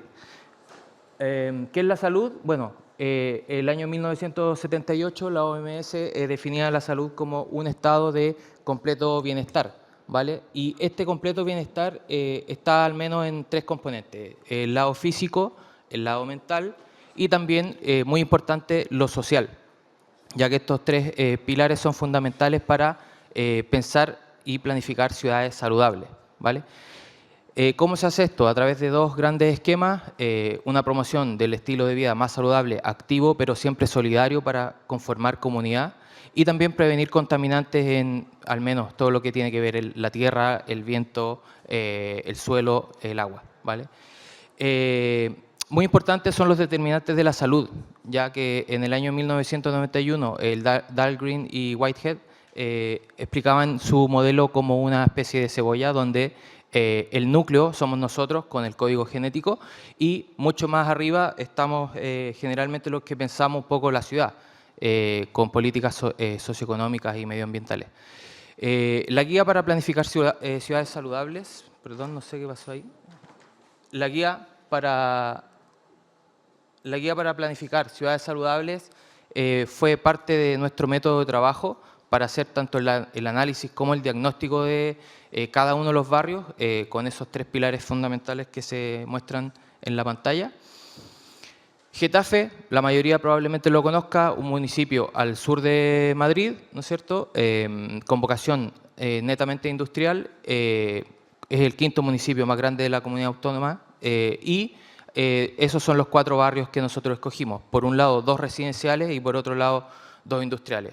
Los Olivos, aquí están los criterios de selección. Por el costado izquierdo, el Rosón y el Acar, que son residenciales.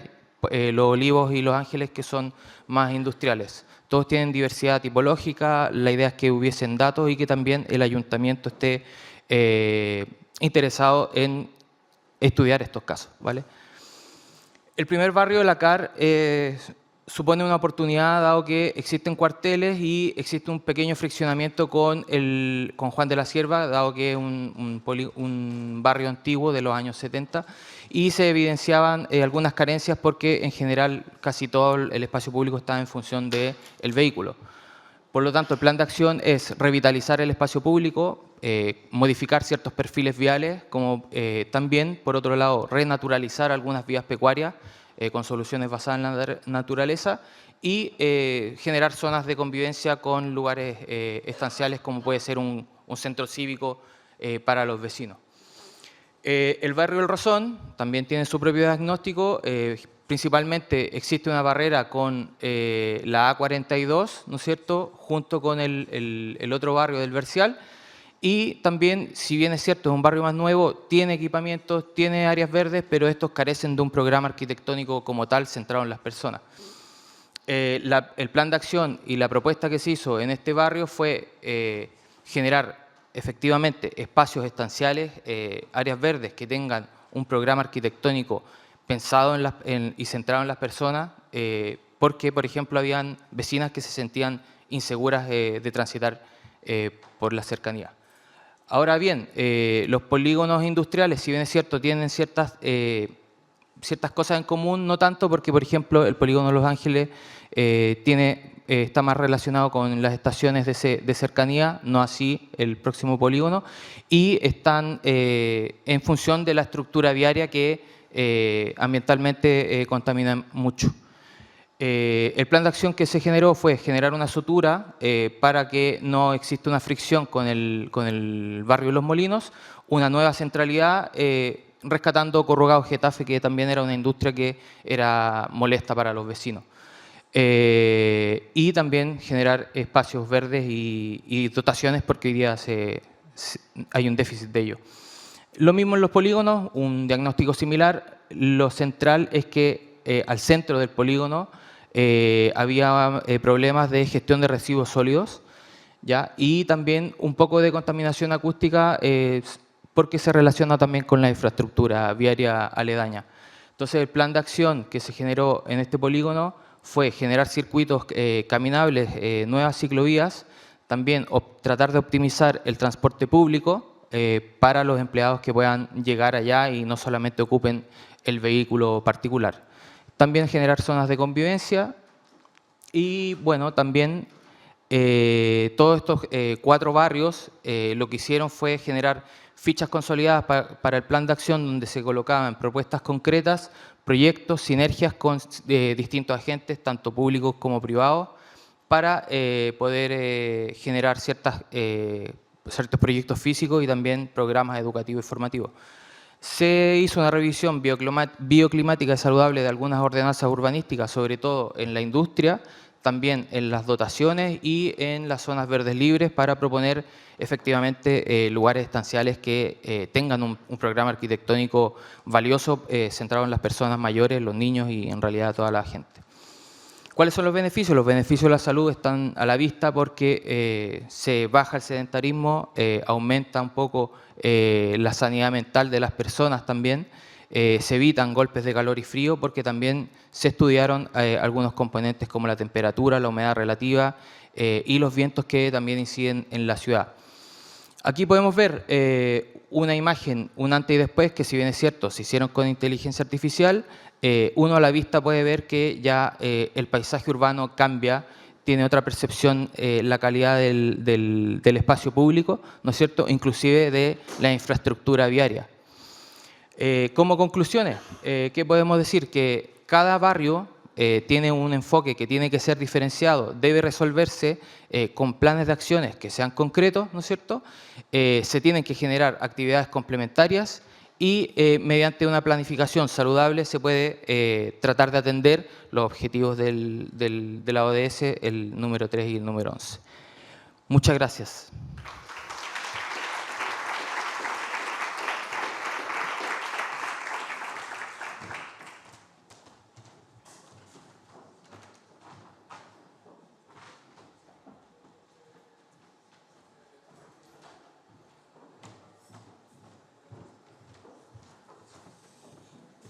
Bueno, pues yo creo que en este mini simposium que estamos haciendo a final de las jornadas sobre Getafe, vengo aquí desde la empresa municipal de Suelo y la Vivienda, en colaboración con otros compañeros que hemos estado preparando una serie de comunicaciones, esta es una de ellas, en relación al trabajo que estamos desarrollando en nuestro municipio.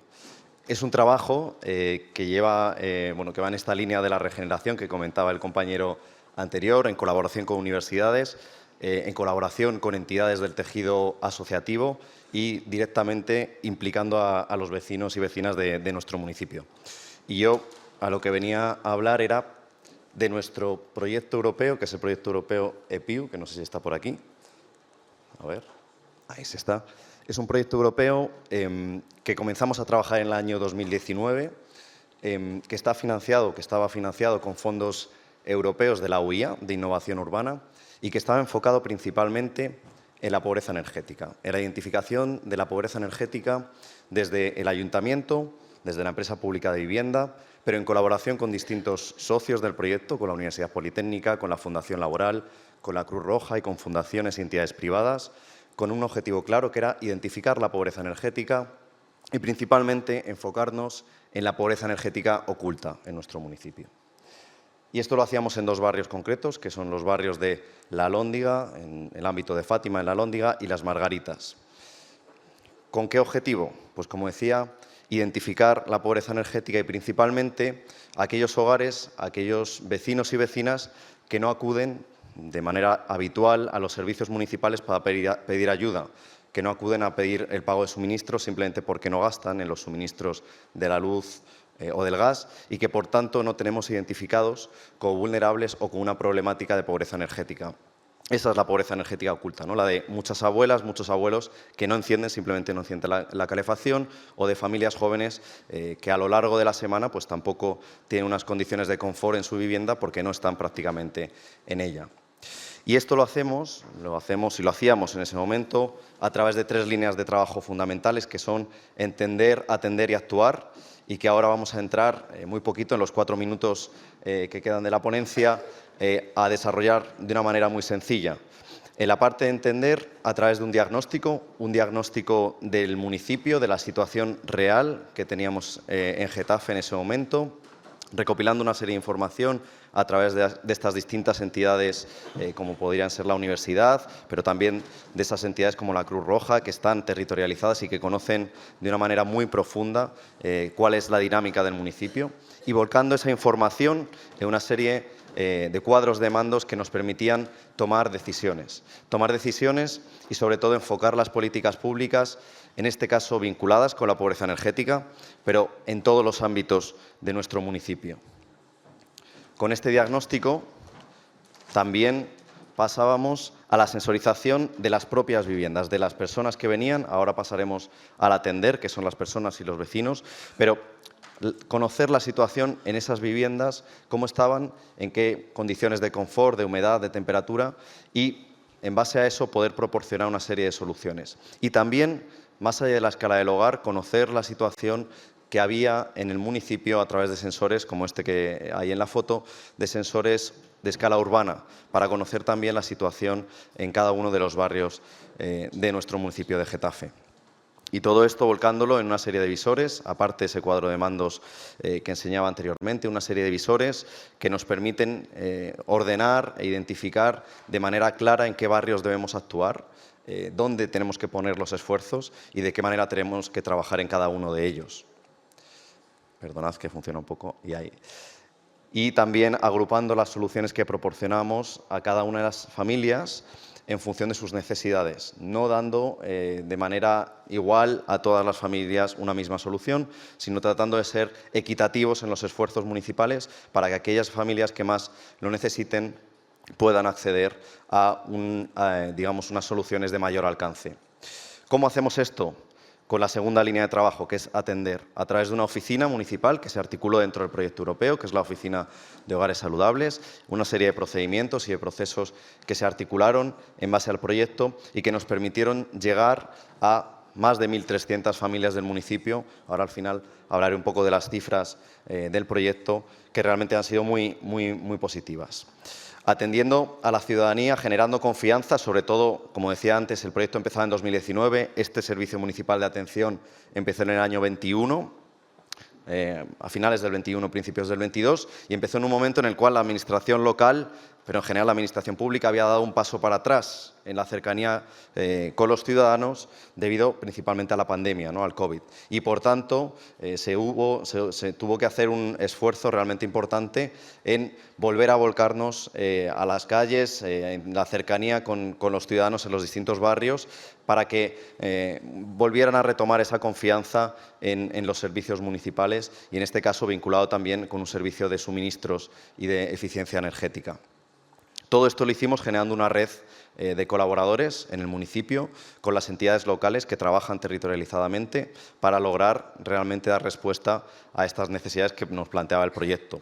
Y haciendo actuaciones, pues en este caso como de urbanismo táctico, con grupos de jóvenes de Cruz Roja en las propias calles del municipio. Y a través de un equipo de trabajo del propio proyecto y de distintas actuaciones, digamos, con cada uno de estos socios que trabajamos en el proyecto. Y actuando a 3 escalas, voy a ir más rápido porque si no, no me va a dar tiempo, actuando a 3 escalas dentro de una estrategia municipal, una estrategia de rehabilitación y regeneración del entorno construido, 3 escalas que nos permiten llegar desde lo más pequeño, que son las escalas del hogar, a través de la prestación de kits de eficiencia energética para los ciudadanos con esas medidas adaptadas a cada circunstancia de cada familia, pasando por la escala del edificio con rehabilitaciones integrales, rehabilitaciones que ahora estamos tratando de elevar a través de esta nueva New European Bauhaus que se hablaba antes, a través de procesos y sistemas constructivos más innovadores y que sean mucho más integrales todavía, y a través también de la escala del barrio, con la regeneración de algunos de los espacios públicos de estos 2 barrios que comentaba anteriormente y que ahora, a través de la estrategia municipal de rehabilitación y regeneración del entorno construido, estamos extrapolando a otras obras públicas e integrándola de manera estructural a distintas obras públicas del municipio. En resumen, tratando de ser coherentes y de hacer actuaciones de manera integrada. Yo creo que nada nuevo respecto a lo que se viene comentando estos 2 días, pero haciéndolo, en este caso, desde una administración local, también se ha dicho, desde un municipio intermedio, lo cual tiene muchas potencialidades porque nos permite innovar y también nos permite tener un cierto músculo para afrontar estas realidades, y también desde un municipio metropolitano, desde una escala como es la escala metropolitana de Madrid, con un alcance, como veis en las cifras, de más de 1.300 familias llegadas en 1 año y medio que tuvo este servicio. A día de hoy estamos en más de 3.000 familias alcanzadas del municipio, lo cual supone en torno al 4% de la población en estos 3 años que lleva funcionando este servicio municipal, que se articula ahora como ventanilla única en el ámbito del hogar, no solamente los suministros, sino también esa rehabilitación de la que hablaba, las convocatorias municipales, las convocatorias de los fondos Next Generation y también ahora con comunidades energéticas.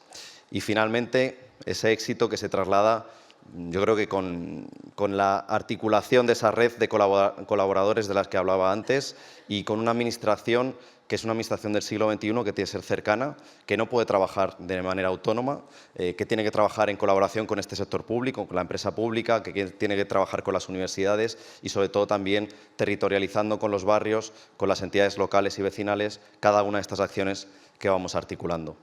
Así que muchas gracias y espero que haya sido interesante.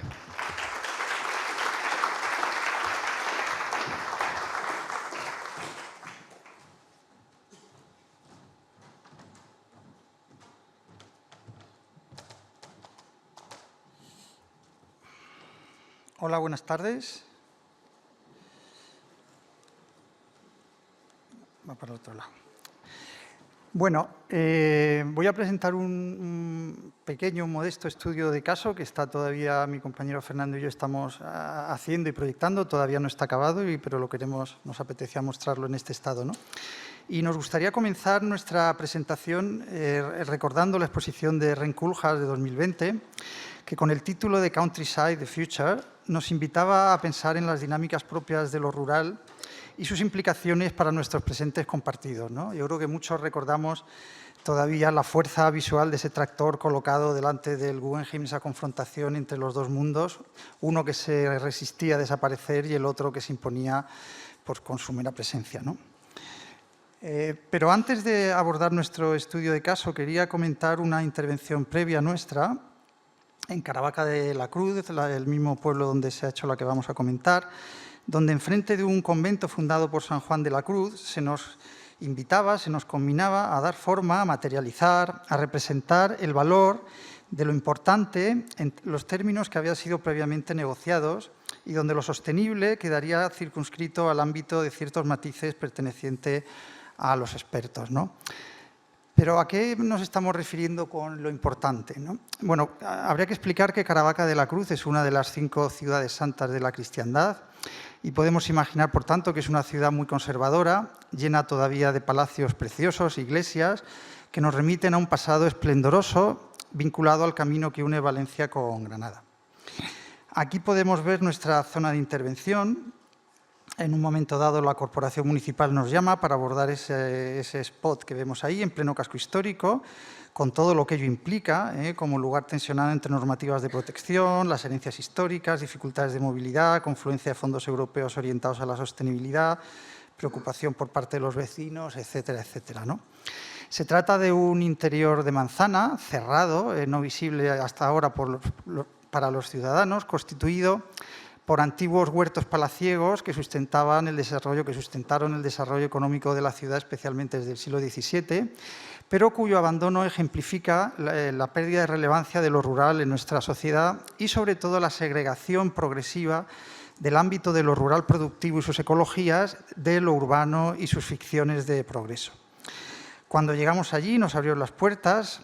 Es cierto, parecía que no había nada de valor, la parcela se nos ofrecía como una tabula rasa, donde volver a representar los ideales modernos de progreso y civilización como propios de lo urbano, en detrimento de lo rural. Todo apuntaba, por tanto, a volver a pavimentar y restringir lo vegetal a un telón de fondo decorativo de nuestras acciones humanas.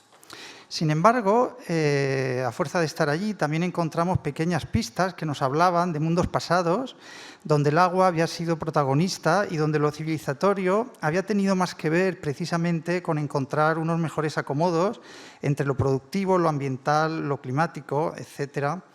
Y fue hacia allí que fuimos llevando el proyecto y nuestra aproximación a la sostenibilidad o a nuestras perspectivas de lo sostenible.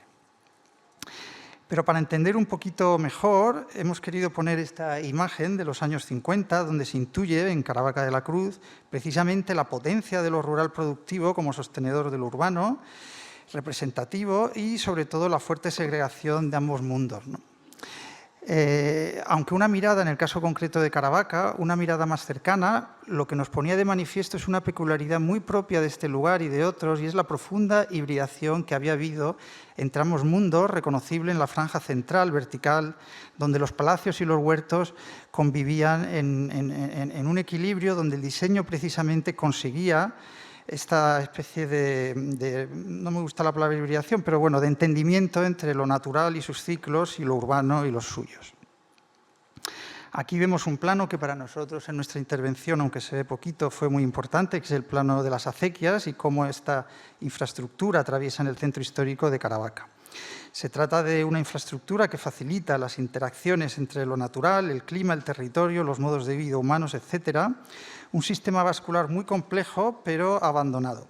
Abandonado porque no se usa, pero sin embargo el agua descubrimos que seguía pasando por allí. Y que para nosotros iba a constituir este sistema vascular, infraestructural, el punto de partida del proyecto. De manera muy sintética, diríamos que nuestra propuesta consistió, por tanto, en una recuperación o reinserción de lo rural en el ámbito de lo urbano, pero no de lo rural en términos decorativos o como telón de fondo estético, como habíamos hecho un poco en el otro proyecto, de lo civilizado, sino de lo rural entendido en toda su dimensión ecológica, productiva, social, ambiental, de gestión, estética o tecnológico, de diseño, etc. El objetivo del proyecto, por lo tanto, está siendo para nosotros ensayar qué podemos hacer dos arquitectos cuando colocamos en el espacio urbano un trozo de campo, con sus lógicas, estéticas y tecnologías. Esta primera decisión introdujo en nuestro trabajo como arquitectos un conjunto de problematizaciones, de las que voy a hablar brevemente, que todas juntas nos han permitido reflexionar y asentarnos en una cierta idea de sostenibilidad que ya teníamos desarrollada en otros proyectos, ¿no? Una de estas problematizaciones tiene que ver precisamente con la dificultad que tienen nuestras herramientas, las herramientas del proyecto, orientadas a abordar la realidad como algo anticipable a través de eso que llamamos proyecto, las dificultades que tiene, como digo, cuando se enfrentan a lo contingente, lo negociado, lo empírico o aquello que se compone de una superposición de voces heterogéneas.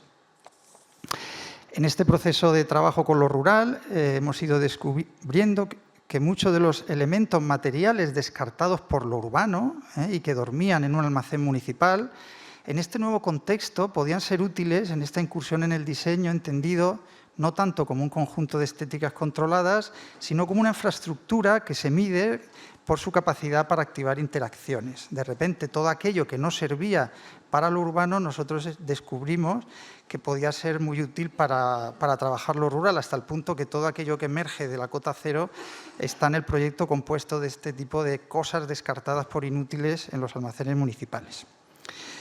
Estos son fotos de obra, ya digo que la obra está todavía sin acabar, pero aquí aparecen en acción otro tema importante y muy problemático, que es el ámbito de las tecnologías y la responsabilidad. Lo que nos ha ocurrido a lo largo del proyecto es que ahora las tecnologías no se resuelven como un conjunto de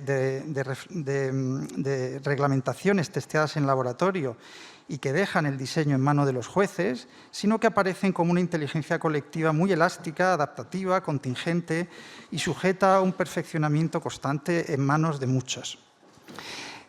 Esta imagen nos gusta mucho porque habla precisamente también de cómo los saberes, aparentemente tan neutrales cuando manejados por los expertos, se ven puestos a prueba por esta manera de diseñar.